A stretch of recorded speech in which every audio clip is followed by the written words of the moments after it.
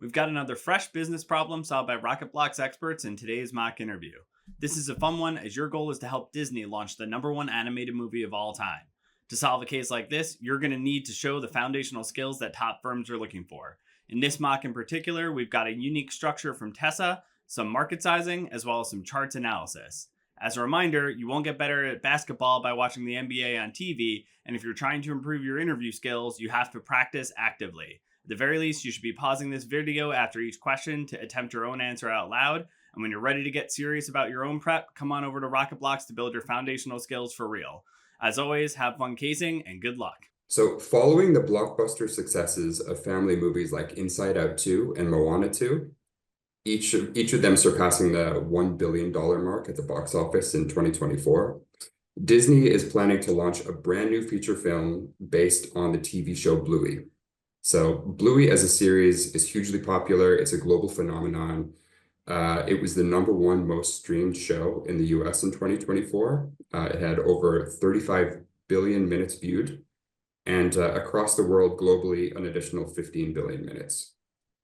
So this film is scheduled for a release in 2027, and Disney's goal is clear. It's very ambitious. They want to hit at least $1.7 billion of box office revenue, basically making it the #1 all-time animated movie. So anything short of that #1 slot at $1.7 billion is not going to be viewed as success. So with that in mind, your firm has been brought in to advise on the launch. So we have a few years to plan, and Disney is looking for some guidance on how to achieve that ambitious goal. So basically the question is, how would you advise Disney to make the most of this launch?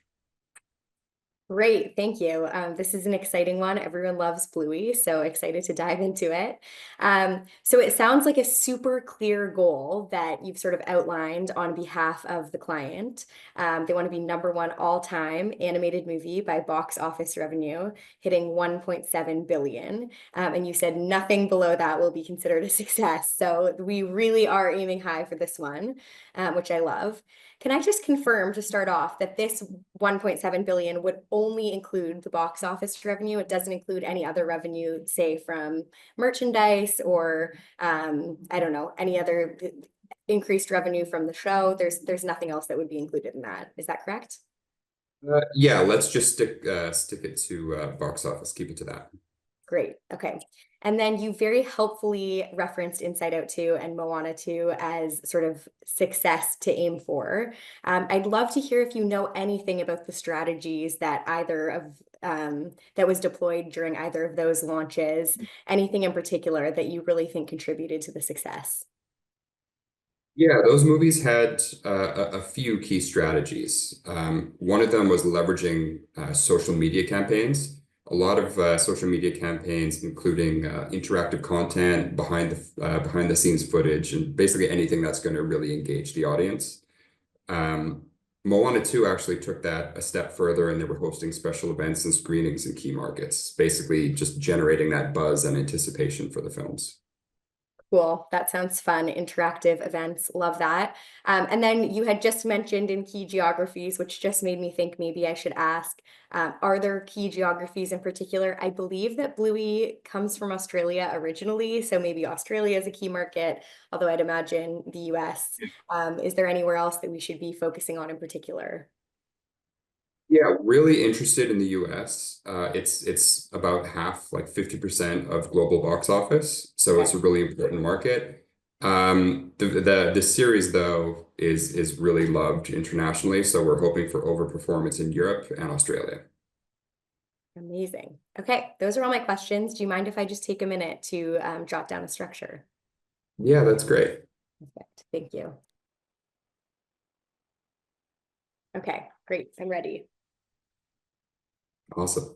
So here, just to sort of recap the goal here, we are looking at how we can launch the Bluey movie coming out in 2027, and how we can make it the #1 box office hit with 1.7 billion in box office revenue.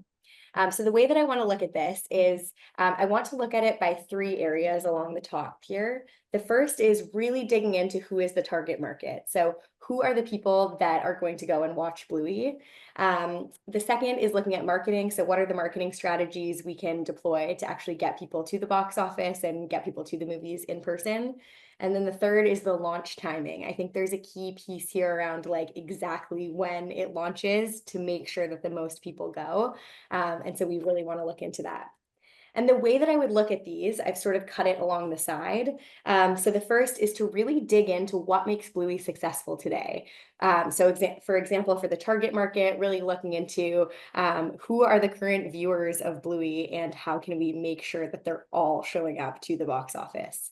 The second for the marketing in terms of digging into Bluey's success is to really leverage channels that Bluey's already in. So whether that be the TV or whether it be like toy stores that already sell Bluey toys, and just really leverage to double down on those people. And then the third, in terms of the launch timing, is to focus on when the people who currently watch Bluey and love Bluey, when they're going to be available. And particularly in those markets that you had suggested. So I'm thinking maybe families in the US are going to be available on a long weekend in the US, maybe making sure that the timings of the shows are a little bit earlier in the day to accommodate for those families. So just sort of appealing to those people who are already lovers of Bluey. The second way in which I want to look at those three areas is by reviewing comparables. So you had mentioned Inside Out 2 and Moana 2. I'd be curious to know if there are any other comparables. For the target market, I'd love to understand who went to those and who loved them. For the marketing, you had mentioned the social media campaigns and the special events and screenings. So would love to just like replicate those if we think that that can continue to be successful. And then for the launch timing, really thinking about strategic release dates. And then finally, my third sort of area to look at those is through a wow factor. I always like to add something a little fun, especially for a fun case like this one, to look at it in a little bit of a different way and to do something a little bit more unconventional. So for the target market, I'm wondering if we can expand the relatability and excitement beyond just the family demographic. So I don't know if there might be like grandparents or older people who might appreciate Bluey and might not quite know who Bluey is yet.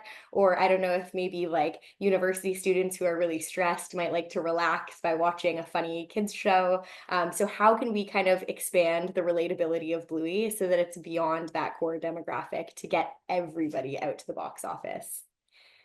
For marketing, I wonder if we could look at, and I know we're focusing just on the box office revenue, but could we think about something like an online game or something, and people can play that game leading up to the launch so that they love Bluey so much and they need to see him on the big screen? So how can we look at that? And then finally, on the launch timing, I'd look at exclusive Bluey one-on-ones with super fans, maybe seeing if we can get content from that on social media, for example, and then early viewings and experiences for some people to really increase that wow factor.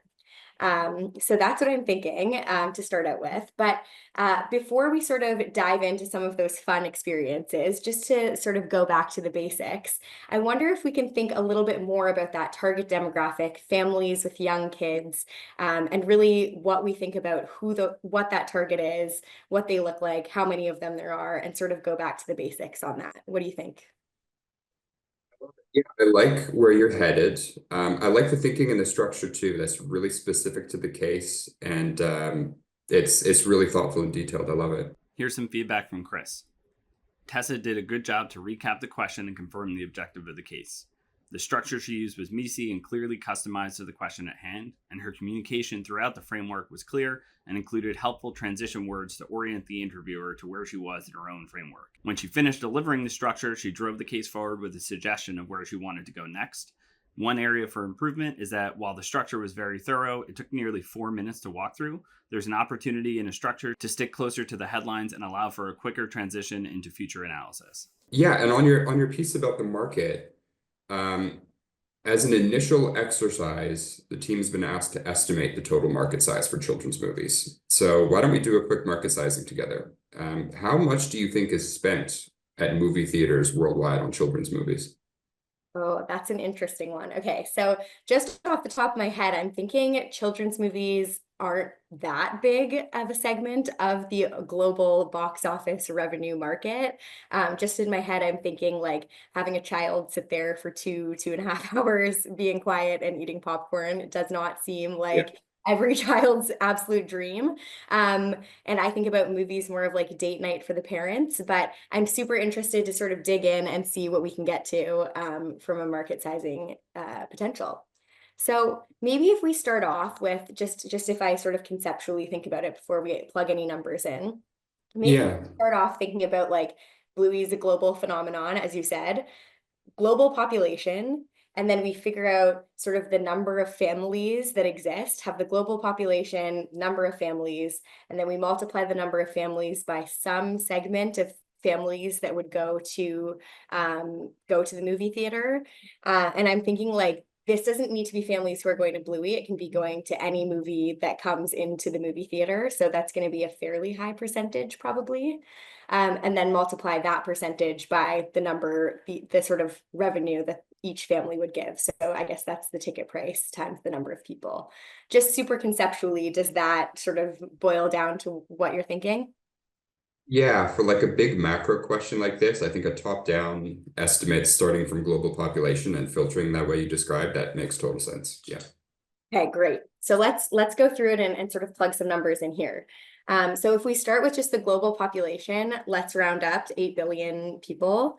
And then if we Great. think about sort of the percentage of those 8 billion people who are children, I would say maybe about 10%. And here I'm thinking children in the context of like 2 to 15, if that age range, like let's just say children's movies won't really appeal to 16-year-olds and up, and then infants Yeah, probably are not going to the movies. So we that think makes sense. 2 to 15, that's 10% of people. Is that reasonable? Yeah, like I guess you described a 13-year span. So yeah, 13 years, it makes sense. It's probably about 10% of the, average lifespan globally. Great. Okay. And then that would mean that there are 800 million children. So that's just 10% times the 8 billion. Um, Right. Then we had said that we'd think about the number of families that there are. So I think in terms of number of families, we can just say if on average there were like 2.5 children per family, I'm just thinking about like my friends and I, our families. I think there's usually Yeah. like 2 or 3 kids in the average family, maybe 1 in some, 4 in some, but there aren't a ton Yeah. of families that are way bigger than that. So maybe if we say 2.5 children per family, that would be, so we have the 800 million children divided by 2.5 children per family. That's 3.2. So that's 320 million families that there are across the globe. And I see you nodding, so I think you're on the same track as me. Then if we said, okay, what percentage of families actually go to the movies? And this is worldwide, so it's a little bit difficult to think about worldwide and think about different cultural habits at the movies. But let's say maybe 25% of families go to movies for a super rough estimate. And this is families going to any movie in the year. Does that 25% sound okay? Yeah, yeah. I mean, it's probably higher or lower depending on what country, but like as a global average, yeah, 25% sounds great. Great. Okay, so that's 25%. So that's 25% times the 320 million families. So 5 times 2, 10. Okay, 16. Okay, that's 80 million families. Does that sound about right? That's great. Yeah. Great. Okay. And say that those 80 million families are going to 2 movies a year. That would be 160 million family trips to a movie. So that actually sounds like a lot. That's a lot more than I expected when I initially set out on this market sizing. So we have 160 million family trips to the movie. And then we need to figure out what the cost per family to go to the movie is. So if we said there's 2.5 children per family, I would say that there are probably about 4 tickets that need to be purchased for each movie. So let's say in a 2-kid family, that might be the 2 kids, 2 parents, or that might be, a 3-kid family with 1 parent, or there's different combinations, but let's say on average, 4 people going. And then let's say maybe $10 per ticket. I haven't been to the movies in so long, but does that sound about right? Yeah, that works. And Okay. I guess kind of like the proportion of families is probably higher or lower depending on the country, but $10 for a global average, that's great. Okay, great. So 10 times 4, so that's 40 is like the cost for the family to go on just the box office. So that $40 times the 160 million families, and that will be 6.4 billion as a market size. And so if I just sort of summarize this, this is how I worked through it. So I have each of sort of the pieces, whether it be an assumption or whether it be a calculation. And then here I've just been recording the figures and I just have some rough math over here. So maybe don't look at that, but That's great. that's how I got to sort of the 6.4 billion market size. That's great. That's a really reasonable number. Yeah, and I think, especially thinking about that number, if we put that in context, with the 1.7 billion box office revenue from this one movie, I mean, it's definitely an ambitious goal. That is a very, very high percentage. So in order for Bluey to be successful and to reach that 1.7 billion, you're going to need a lot of these families, at least one of their 2 trips to the movies being Bluey. So you're basically going to need to appeal to every family that wants to go to the movies, or we're going to need to look outside of maybe that family target market, as we had talked about a little bit. And what I think from that is that we just really need to make sure that everything is perfect and on track for this launch. Everything is firing in the right direction. We don't have any room for error in this launch. Yeah. No, that's a great point. Here's some feedback from Chris. Tessa did a great job by starting with an initial assessment or guess about what she expects from the market size before diving into the actual math. She essentially created a hypothesis that she could use to test her final number against. Tessa did a great job defining an initial approach and setting out the structure of her calculations before actually getting into the numbers and calculation. At the end of her calculations, she sense checked her approach with the interviewer to ensure alignment, and then once she had a final market sizing number, she immediately started comparing it back to her initial hypothesis and the overall case goal. And building on that, I actually have some data that I'd love your thoughts on. So I'm gonna flash something up here. Okay. Okay, great. So yeah, what insights are you seeing here that could help inform the launch? Great. Okay. So just looking at this, I can see that along the bottom we have years and we go, it's the last 10 years leading up to 2024. And then along the side, we have the box office revenue in millions. This is great. And this is specifically for the US and Canada. So these numbers are not comparable to what I just calculated, but it's sort of one segment of that. And then in the gray bar, we have the total box office revenue and the blue bar. And this also just clarifying, this is not just for children's movies. It looks like this is the entire box office revenue. So the gray bar is the total, and then the blue bar is Disney. Super interesting. Disney is quite a large portion of the total bar across the years here, which is super, super interesting. And that's maybe more skewed towards the children's movies. Okay, so what trends are we seeing here? So we see that from 2015 to 2019, it looks like revenue was pretty consistent, like probably a bit of a growth trend, but not huge growth, just sort of in line with inflation type of trend. And then we see in 2020, we see a big dip, which makes sense. Everything was closed in 2020 and 2021. Going to the movie was not really allowed in most places. And then you can sort of see that steadily increasing back to, and we're not back at the total that we had before the pandemic. I guess people's habits probably changed a little bit. They're staying at home. They love their cozy movie nights, and they're less interested in spending their money going to the movie theater, which is super interesting. Then if we look at Disney specifically, it generally follows the same trend as the industry, and again, hasn't fully bounced back up to the 2019 figure of 3.8 billion. So super, super interesting here. And I would say it definitely looks like they should look to those successes of maybe 2016, 2018, 2019, exactly what they did there. So maybe in sort of that comparables column from the framework, we could look at what movies were released then and what were the strategies to make them so successful.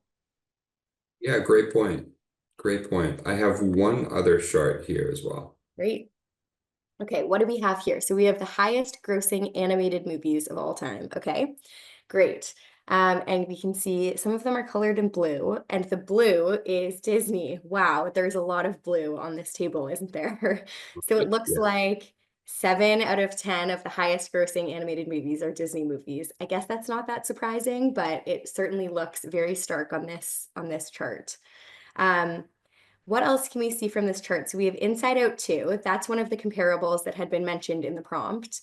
And it looks like it's the only one on this list that was released post-pandemic. And it is also the highest grossing animated movie of all time. So I guess two things to say there. One, it looks like post-pandemic, the movies that do well do really, really well. So maybe it's like, even though there's less overall share, more people just go to that one movie that's really marketed well, that's super popular, like Inside Out 2. That's great news for Bluey and for this upcoming launch. The other thing that I'll see here is actually most of these movies, all except for Minions and Frozen, it's actually not the first movie. It's a multiple of the movie. So like we have Lion King, the remake, Inside Out 2, Frozen 2, Incredibles 2. So sort of the as you carry on, it actually becomes a little bit more successful, it looks like here, which is super, super interesting. So yeah, that is what I'd say about this one. That's great. No, those are really, really important insights. Here's some feedback from Chris. Tessa did well to clear the chart and orient herself and the interviewer to the contents of what was being presented to her. Next, she started with some macro insights before zooming into specific things that might be relevant for Disney.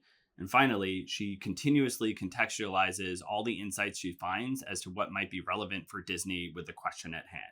The insights she's identifying aren't just like random interesting nuggets, they're framed as information that'll help Disney hit their goal. So why don't we build on that and talk about competitive positioning?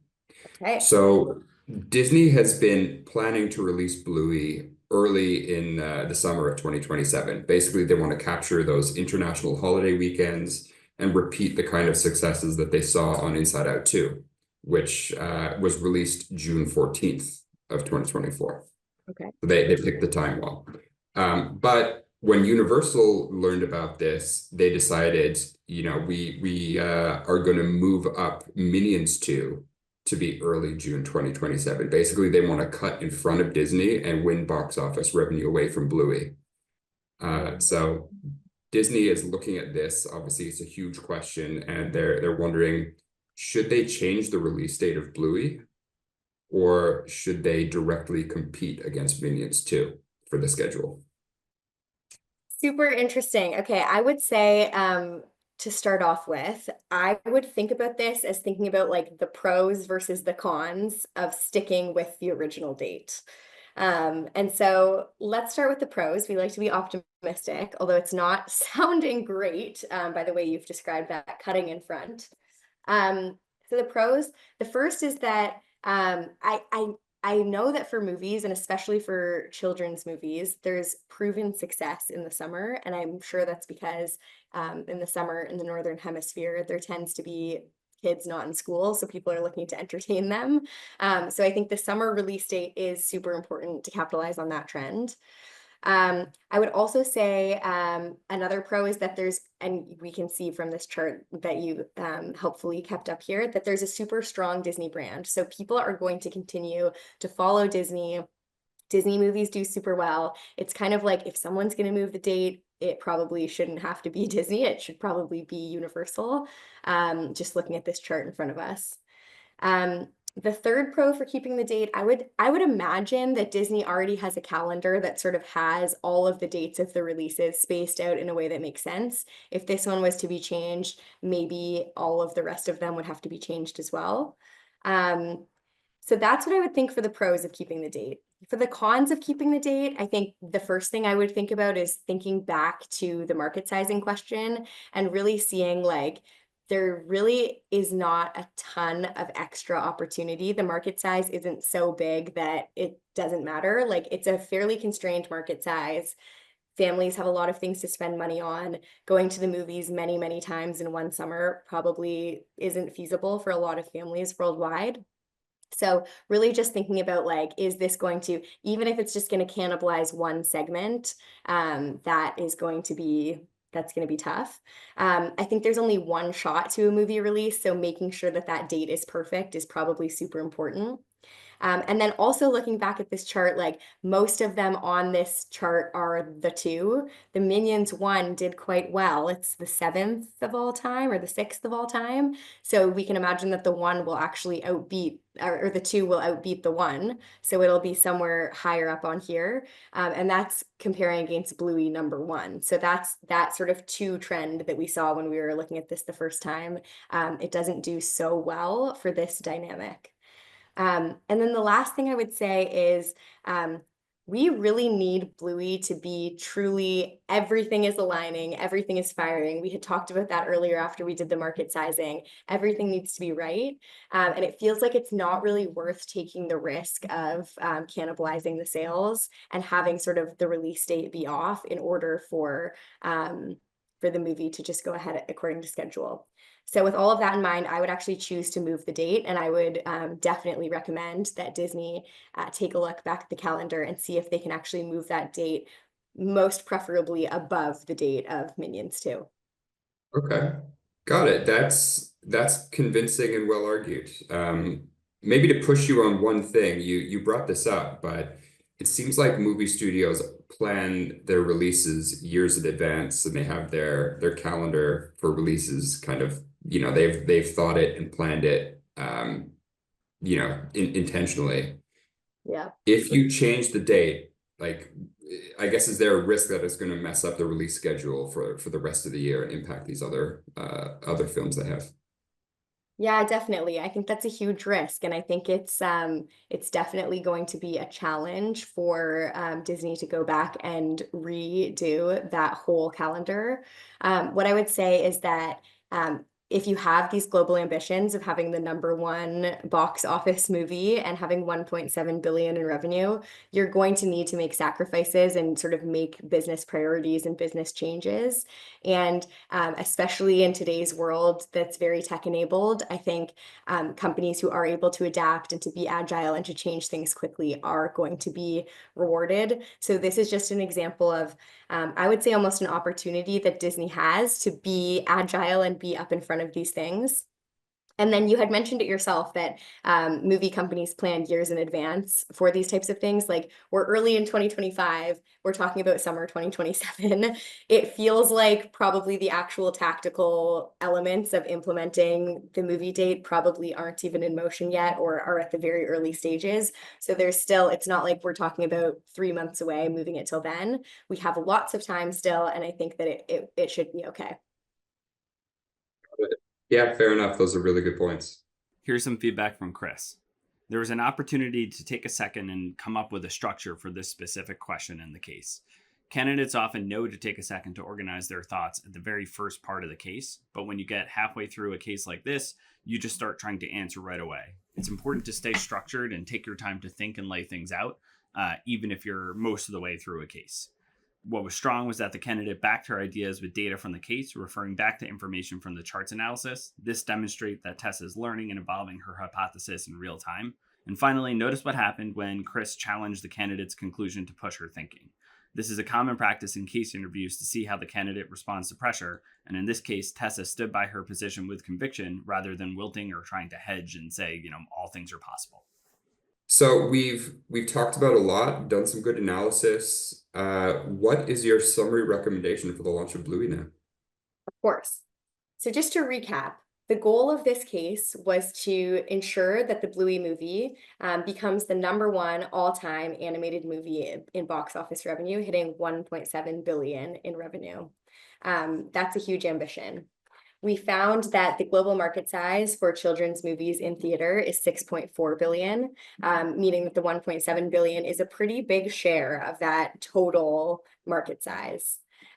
This means that we really need to make sure that Bluey is successful in every aspect that it possibly can be in order to give it the best possible shot of reaching this huge ambition.